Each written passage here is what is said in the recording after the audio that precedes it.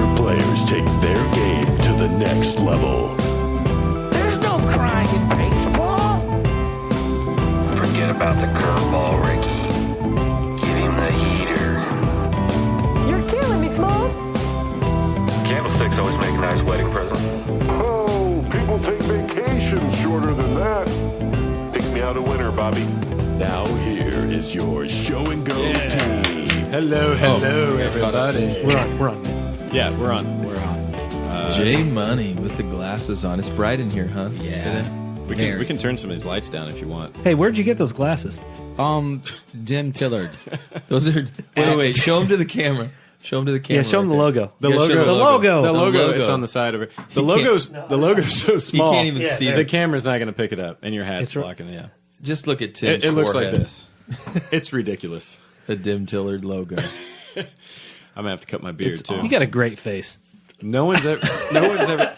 My wife's never said that. Man, you got a Maybe she has. really great chin, but I have no idea what it looks like. No one has seen my chin in 2 years. Full beard. No, I cut it last time. No, you cut it last time. I thought you were gonna. You said you were gonna cut it at the beginning of the off season, but Well, I was going to, and then I got invited to dance on stage in Miami for the Primos Univision Deportes award show. So I'm got to sure see you all that read live. about that. I saw it live. It was amazing. No, it was. It was amazing. But can we talk about my favorite haircut you've ever had, though? As we're talking about your beard, that the haircut you had where you cut it into Stripes? Dumb and no, Dumber. the bowl cut. The bowl cut. cut, Dumb and Dumber. Yeah, well, on Twitter, I was like, all right, I did combos, hair and beard. Like, what should I do? And I tweeted it out, 4 options, like, mohawk and, Fu Manchu or something, sideburns and, mullet. And the one that won was bowl cut and Amish beard. So, Wow. yeah, I did that. will you do that? Just No. Just There's for- no just for turning us? back. No, never. you could get a beanie with a bowl cut and an Amish beard. Oh wait, let's find a way to cut a bowl cut into your beard. The first ever beard bowl cut. Oh, my gosh. Amazing. Well, it was funny. One of our pitchers from Puerto Rico, he cut my hair and refused to fix it. So I had to go on the field and went through all the practice for 2 hours, looking like a complete idiot, donkey. Are you Yeah, going to but- do the intro or what? Yeah. All right. So we'll edit that out. Well, hello, everybody, and welcome to this episode of Show and Go. This is a baseball podcast to help and educate amateur players, coaches, parents, and basically anybody that's interested in the game of baseball. My name is Tim Dillard, and I have been a pitcher in professional baseball for the last 15 years. And to my left is current big leaguer and 2016 World Series MVP, Dun, dun, dun. Ben Zobrist. Wow. and across from me is elite sports trainer Josh Costello. Thank you. Thank you. Thank you. And rounding out is the head baseball Que coach pasa, at amigo? Trevecca Nazarene University here in beautiful Nashville, Tennessee, Ryan Schmalz. What's up? What are we going to talk about? I don't today? know. I don't know. Oh, we What do didn't have any topics. Well, No, we do. Oh, we do. So we came up with several topics that we want to talk to people about. What we want to kind of get each other's input on. Biggie had probably the most comprehensive list, and so what do you want to start with? Well, I think we should start with goals. I think that people would be interested to hear what, especially from you guys that are playing, what your goals are for the year, how you come up with those. I think a lot of players out there, maybe they don't even take the time to think about their goals.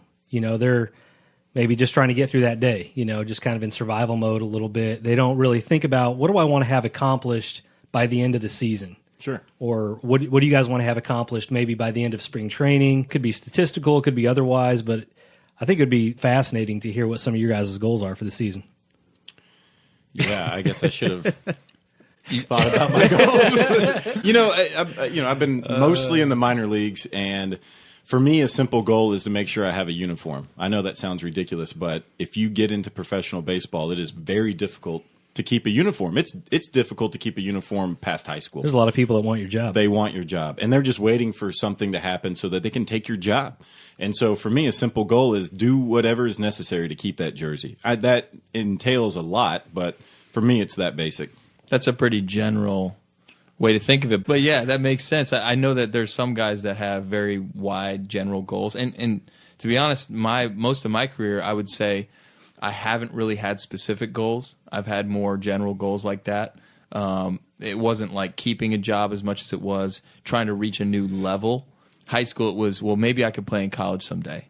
You know, when I was in college, it was, well, maybe I can play professional baseball. I mean, I'm playing against some guys that have made it to pro baseball, so maybe I could do that. And when I got into professional baseball, it was maybe I could make it to AA, you know, or, you know, if you're at whatever level I was, I just wanted to try to make it to the next level. And that was always kind of the motivating piece for me.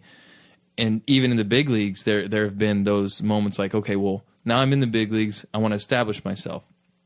Now I've established myself. I want to be an all-star, you know, or I want to get a contract. Once I get the contract, I want to be an all-star. Once you're an all-star, well, I want to win World Series. Well, I want to, you know, there's always something that you're trying to reach for, I guess.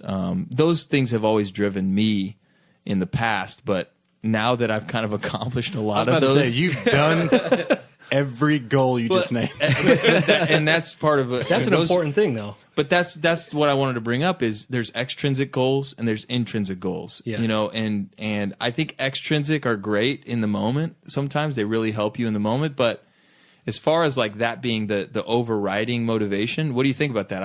I don't feel like that is something that's going to drive you long term. Yeah, I agree. I mean, sometimes success can be the worst thing for somebody.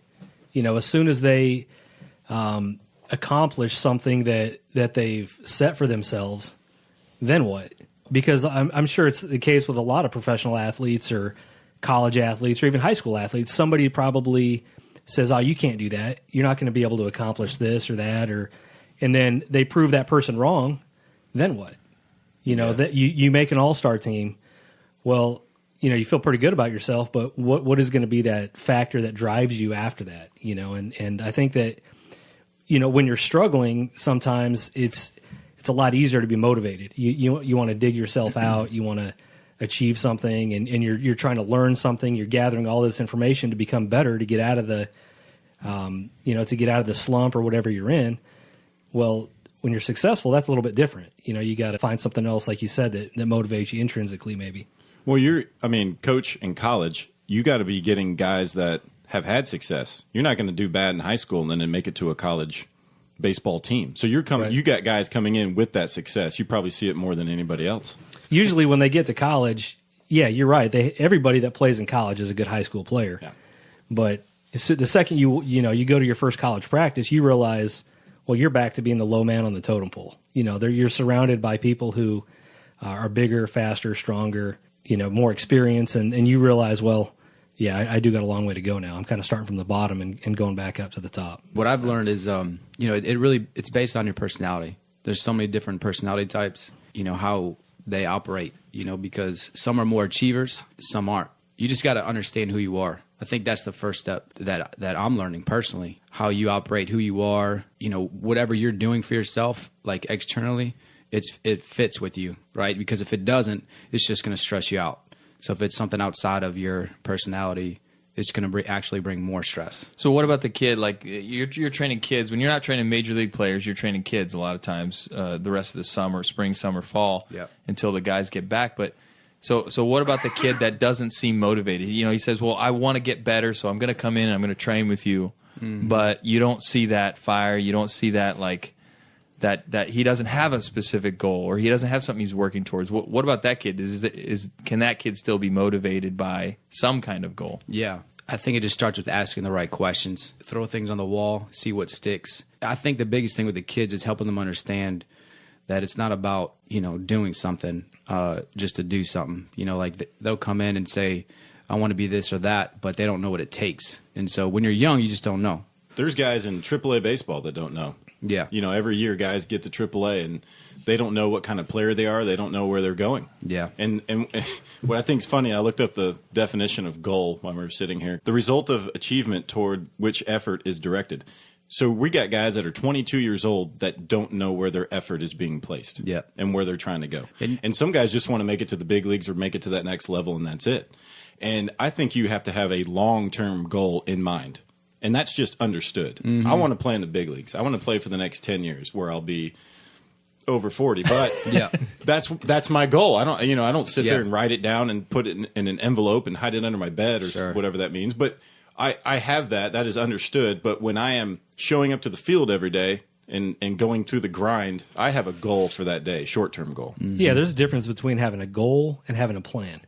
Having a plan, Kosh, you can talk to this. I mean, you probably work with guys all the time. You know, you take their initial measurements of their strength, their speed. You know, they want to run a 7 flat 6D down to a 6.8. Yep. Well, that's great, but you got to have a plan to do that. Yeah. You know, and I think that's where everybody wants to get better. Everybody wants to have success. Yep. Not everybody wants to put in the time, the effort, the sacrifice to do it. And not everybody knows how to do that. You know, not everybody knows how to make that plan to achieve that. How fast has Ben? I'm curious because I mean, not that fast. I could probably run a 6.8, maybe. yeah. Do you think you're faster than me? Honestly, Yes. yes. Oh, Like, for sure. Yes. How far? Far? Yeah, like home to first, or like I mean, I feel like I'm a home to a mile away. man. I run a lot. Yeah. He. You've done a good job keeping your speed up. I've got over pretty the last 10 years. decent speed for my Yeah. age, for sure. Yeah. When I was younger, I was okay, average speed. You know, I could steal some bags, but the latter years, it's been a little bit more difficult to do that. I think speed is something that, you know, when you train for it, Yeah.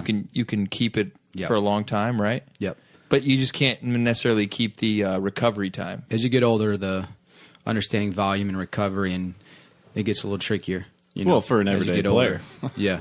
So Hey, I want to go back to the goals in regard to your team, the team stuff, because I think how difficult is it as a coach, Ryan, connecting individual goals to the team goal? Because I think a lot of coaches find that friction there, and trying to help players not only understand what their particular individual goal is, but how does that mesh with what the team's trying to do?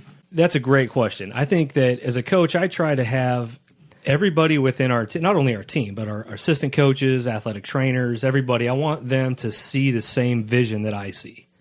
You know, I want our team to achieve this, and this, to be one of the best Division II baseball programs in the country. You know, it's kind of an overriding goal that we have. But the players, you know, I meet with them, you know, a couple times a year, kind of formally and informally, and I ask them, you know, what are your goals for the season? When you know, I'll ask a freshman, 4 years from now, when you leave here, what do you want to accomplish? You know, what do you want to have accomplished and get out of your college baseball experience? And it's different for everybody. Some guys want to get drafted and have a realistic chance at that. You know, some guys, you know, want to be All-Americans. Some guys just want to be starters. You know, somebody that hasn't played every day for 3 years, they're going into their senior year. They just want to get on the field, you know, so it's totally different goal, totally different plan for each guy. So I'm kind of working on two fronts. You know, I'm casting a vision for the whole program, but I'm also trying to, you know, it's my job to give that player everything I can to make him achieve his goals and to be successful. How important is it for a player to communicate to you their commitment in some way, communicate to you their commitment to the team goal?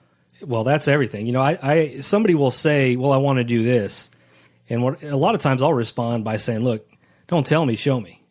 You know, don't tell me I want to see it on the field. I want to see it in the weight room. I want to see how bad you want to accomplish those goals by your actions. You know, let your actions speak so loud that you can't hear their voice. You know, that's what I want them to understand, and them to see that there's a sacrifice that has to happen.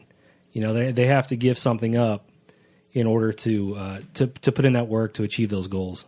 It's easy to say, it's hard to do. Yeah, and this is an interesting dynamic in professional baseball too, because you know we have this as an organization. Every organization's trying to win the World Series, right? But in the minor leagues, you're supposed to be trying to win as a team, but really development is the more important thing in the minor leagues for players. So if you're not careful as an organization, players can become too selfish and self-absorbed about their own career early on in their career, and then they get to the big leagues, and now you're expecting them to sacrifice for the team and do what the team wants, whereas their whole mindset, their whole career has been selfish. What do you have to say about that, Tim? I was in spring training in minor league camp with the Brewers. Craig Counsell came in this past year and said he has two rules: come to the field to be a good teammate and want to win. And I love that. I want to win. I'm in AAA. I know a lot of guys just want to do their part and then go to the big leagues and they're gone, but it doesn't matter. Everyone's doing that. You need to focus on what you can do to help the team that day. That's what winners are. And what I gathered from that staff and other staffs that I've seen, they don't want a bunch of kids coming there just to be there. Hey, I made it to the big leagues. That's awesome. They want guys that are coming there going, let's win. All I want to do is win. And there is a difference. Yep. If you've been around long enough, you've seen the difference. And that's focusing on the process versus focusing on too much of something like from someone in AAA going to the big leagues. If they focus on that too much, then they're really focusing on themselves. And that's something they can't control. Yep. You can't control that phone call. You can only control what you do every single day. And you may be the biggest jerk in the clubhouse, but you may be able to hit, and you may go to the big leagues. Or you may not be that great, but a great teammate who knows how to win. So there's a lot of dynamics. There's a lot of way to get to the big leagues except for just being selfish. Yeah. This is something that fascinates me about the major leagues. So you can talk about this. I mean, how do you get a team full of guys who have individual goals? Some guys are trying to get a contract, and they're not playing as much. How do you get those guys to focus on playing as a team, playing for one common goal, being a good teammate when everybody kind of has their own agenda, and sometimes those can clash a little bit and can cause some friction. I think there's just a tension there. Yeah, especially on a low-profile team like the Chicago Cubs. Yeah, right. I mean, we have so many good players too. It's not like there's like the starting 9 and then there's the bench. It's like no, they're all those guys could be starting for other teams on the major league rosters. So it's just it's a difficult thing for young players to do. But this is where I think makeup comes into play in a really big way, and this is where a lot of players are thinking when they're young, or parents or coaches, they're all thinking about stats. I want the right stats. Here's my goals. I've got to get this because I know if I get these stats, then I'm going to play or I'm going to be able to move to this level and that level. Well, let me tell you, like by the time you get there in the big leagues and you've had stats and whatnot, like nobody cares at that point about what you've done in the past. They care about the kind of person you are, the kind of teammate you are, what you're willing to do for the team in that moment. At the highest of highest levels in baseball, it's about the team. And the organization is going to go, okay, look, who are the makeup guys that we know we can put in this role, and they're going to buy into that role and do what the team needs, even though they could be starting for another team on another. They could trade them. If their attitude was bad, guess what? They're probably going to trade you to another team. You might get to play more, but guess what? You're not going to be a winner on that team probably. Mm-hmm. If you want to be a winner, they want the guys that are able to do their part. They're great players, but they're able to set their own greatness aside in the moment to sack bunt a guy over from second to third, or move him from second to third by trying to hit the ball to right field, or as a pitcher, like bouncing between the bullpen and the starting role, like that kind of stuff. Yeah. The guys that are able to do that with a smile on their face and do whatever the club asks are the guys that end up, from other teams' perspective, they get traded to and they get in more favorable positions. Yep, absolutely. I think in the long run, because they're looked at across the league, reputation follows you. Yep. And those GMs talk and coaches talk, and they know who are the guys you really want on your team that are going to build your team up versus the ones you don't. And that's more popular now. I mean, I've read in a lot of articles, GMs, they see that, they take that into consideration, right? If you're a clubhouse guy, for sure, right? Yeah, they are absolutely caring. But they didn't a lot do about that. I mean, was that popular 20 years ago, or maybe that's just something like for GMs and how they? I think with the amount of money that players are getting, that teams are wanting to make sure they're doing their homework. If they're going to invest in somebody, yeah. I mean, in the draft and scouting, this comes into play a lot. I mean, these scouts will have pages and pages of notes on players. They're not just their ability, but what kind of person they are, like Zoe said, And if they're going to, and this goes back to college as well. I mean, big league teams are doing this because they're investing money, and we're doing this too. I mean, it may not be millions of dollars, but if I'm investing a scholarship in somebody who I have limited number of scholarships. But when you're talking about goals, though, I think people gloss over the fact that there are certain goals. I remember David Ross talking about this. He went into a season one time with the goal, literally, he talks about this in his book, of being a better teammate. He knew he needed to get better in that way. Otherwise, his job was going to be more in jeopardy. And so I think at a young age, if you can learn at a young age how to care about your teammates, care about the team concept, even though you have goals yourself that you're working towards, like that is super valuable. That is a tool in and of itself, though we don't talk about it. The eval that you mentioned when kids come to me, and I was thinking how that relates to goals, because I get a lot of kids that will initially come to me for speed. They're slow, and they want to get better. And you're right, we'll evaluate them. And there's all these different components that, we'll check, and we know that if we work on a few of these, your speed will get from here to here, because we've been doing it for a long time and had a lot of success. But to have a plan and a goal, you have to assess first. And I think some of the, I've worked with a lot of guys, like Zoe and some others that are at the highest level. One thing that I've noticed about them, those are my notes. Sorry, are you Oh, are you cool. looking at him right Yeah, now? you Because can- I was like, who? Look at. I Yeah, want to Jay look at Money this. got a cheat sheet. Okay, you can take my notes. But self-awareness is a huge, huge, huge thing. That's kind of how I make that connection with, assessing yourself. And, so self-awareness and also awareness for others, just understanding the situation. They call it having having feel. Yeah. Have some feel. Yeah, that's It's what hard we to call it in the coach game. feel. That's exactly right. Yeah. But how do you, let's say some people are just more gifted at that than others. I I've agree. noticed that over the years. Some guys just have it and they don't even know. No one ever taught them Yep. that. They just have it. And then other guys don't. So what about the guys that feel like, man, that's a struggle for me. It's difficult Yeah. for me to understand that. How do they get more self-awareness? Yeah, I think everyone has the ability to get it. I agree. It is a gift for some more than others. But when I'm working with kids, you're used to just saying yes, sir, no, sir, especially in the South. You listen to a coach, even if he's a bad coach. And so I think the guys that are super talented, they kind of just run off that talent. And that just becomes their crutch in a way. But sometimes they'll kind of run into a wall where that talent doesn't get them that far.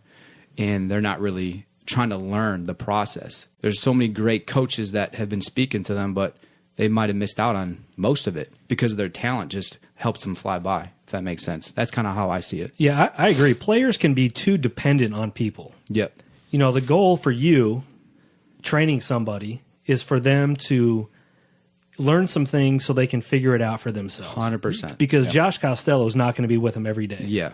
And so that's the same goal with me, with our players. Yep. I don't want them completely dependent on me to tell them that's way too much for me to handle. We've got 30 plus players on the team. There's no way that we can be everything for everybody, but we can teach them to be self-evaluators. Yeah. We can teach them, okay, this is the adjustments that you need to make. You need to feel this for yourself. You need to sense it when it's happening. The goal is for you to be your own coach, to be able to figure it out for yourself and Mike- not dependent on people. Mike Maddox was our pitching coach for the Brewers years ago, and that's what he said. He said, be your best pitching coach. Yes. And that impacts a lot. I mean, if you think about the process of a boy turning into a man, the parents do everything. And then he gets a little more responsibility.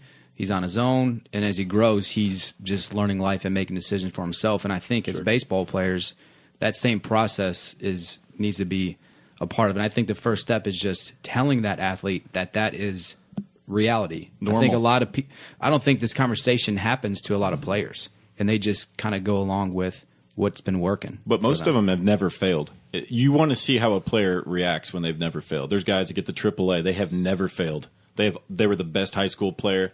They were the best college player. Yeah. They ran through A-ball, AA. They get to AAA, and then they start struggling. And then they're like, what am I doing? They've never encountered that before. Yep. And so I like to think that a little bit what I'm paid for is a little counseling.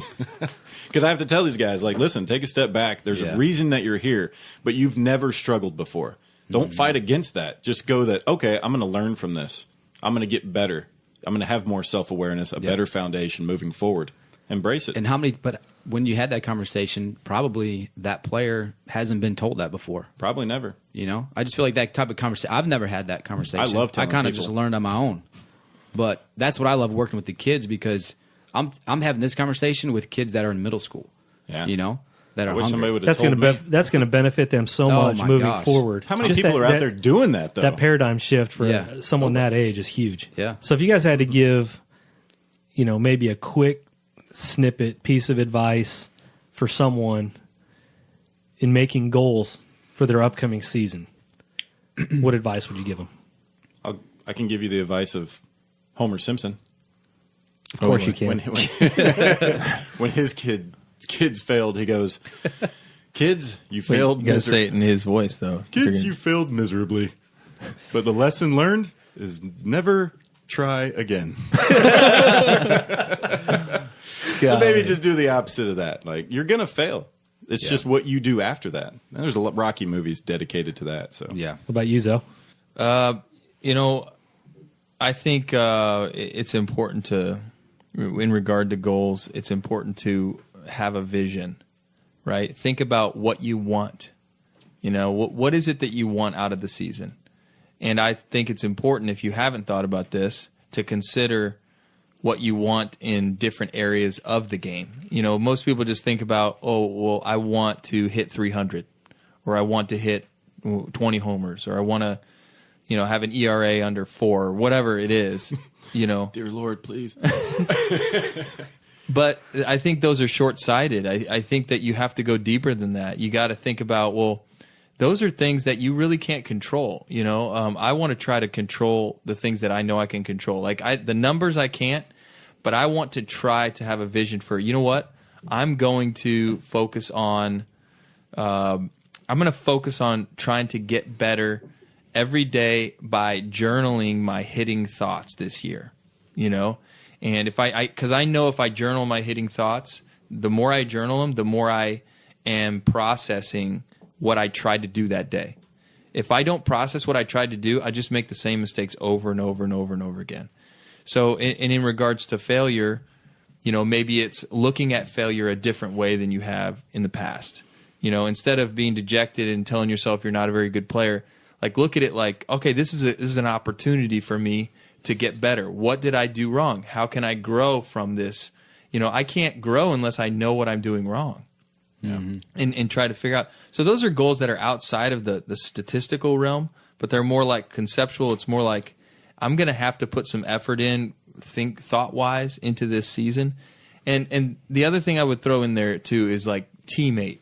How can I be a better teammate or a better, player for my team, my coach? It's things like that. Like if you have issues with coach-player relationships, well, set a goal to like find a way to have a better relationship with your coach this year. If you have a problem with your parents in their, the way that they are dealing with you while you're playing, like set a goal of like, hey, I'm not going to let what is said off the field bother me this year. I'm going to keep my focus on the field and the things I can control. Or, I just think that those kinds of goals are more attainable, and they're actually going to make a greater difference in the end than trying to hit 300. That makes me think of, so like I'm in AAA a lot. Guys get sent down from the big leagues, maybe, just because maybe they weren't performing right or whatever it is, or maybe they were doing awesome.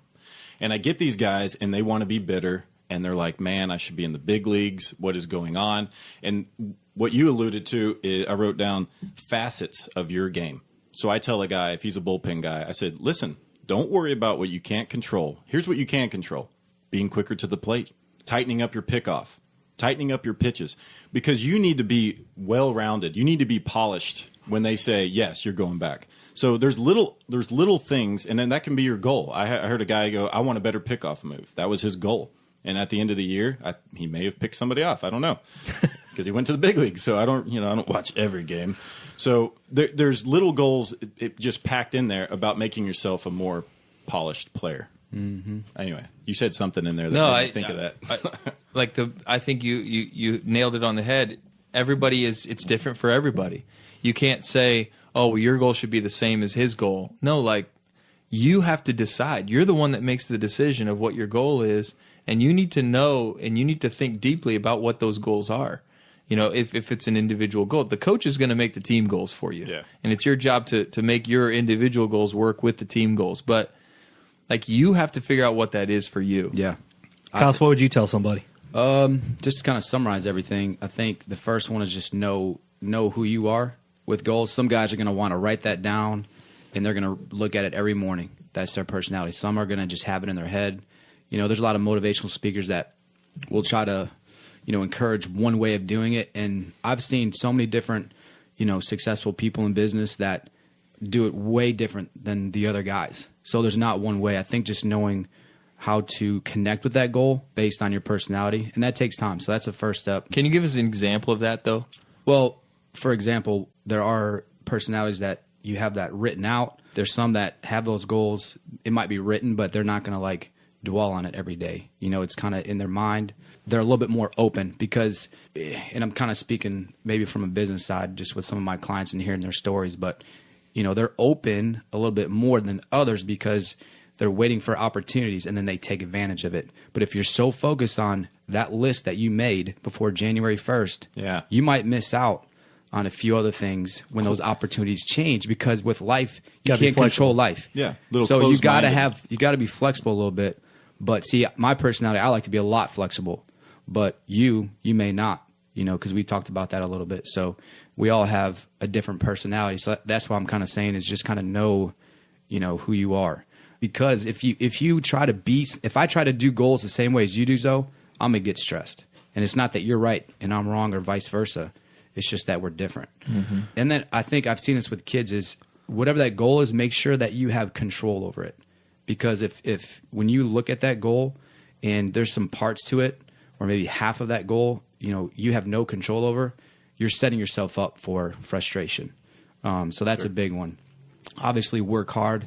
You got to sacrifice something in your life, but be balanced, because you can easily just shut everyone out of your life and have no balance in life and achieve a goal, but then you just lost all your friends, Yeah. So, and then enjoy the process. That's the last one. Yeah. You just enjoy the process. I feel like when guys do that, they can be their true self, which is what the team needs when they're just being themselves and just having fun.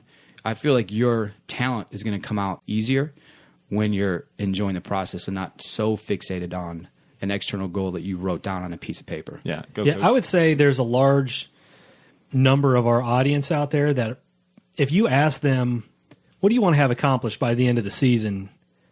They probably would say, I haven't even thought about that. That would be my first piece of advice, would be just to think about it. Have some awareness of it. Like Koss, you touched on that a lot. Just first of all, wrap your head around it, that it is important, and then have a plan of how you're going to get there. Like Zoe said, with having a little bit more process-oriented goal, instead of having a goal to hit 350, you may want to say, well, I'm going to take 100 extra cuts in the cages every day. That's my goal. Or I'm going to drop 50 bunts down every single day. Somebody's going to load the machine. I'm going to drop 50 bunts a day. That's a goal that's, you can measure it. It's realistic. It's something that you have complete control over. And I think it's important to have the goal that's a part of the plan, the process-oriented approach that, you have direct control over. That's something that's attainable. That's something that that can give you confidence as well, because every day comes and you're getting those 100 extra cuts. You're going to have a lot more confidence, when you get into the game. You're going to know that you've prepared, you put the work in, and even though you may not have a direct control over the results, you're going to feel a whole lot better about yourself. Half your players just went and I'm going to go bunt tomorrow. I hope so. There's guys in their dorm room that are like, we got to work on bunting. Let's go. He wants bunts. That's good. That is good. Well, that does it for this episode of Show and Go. If you have any questions or comments, topics you'd like to hear discussed on future episodes, feel free to interact with us on Facebook, Instagram, and Twitter at The Show and Go. And be sure to follow us for links and podcasts and pictures and videos and special offers. I'd like to thank the boys of Theocast Podcast for letting us use their equipment today. On behalf of myself, Zoe, Jay Money, and Coach, thanks for listening, and join us next time on The Show and Go. Very nice. Dang, that was good, Chester. Chester. Yeah, you can sign off. My goal is to have more goals in the future.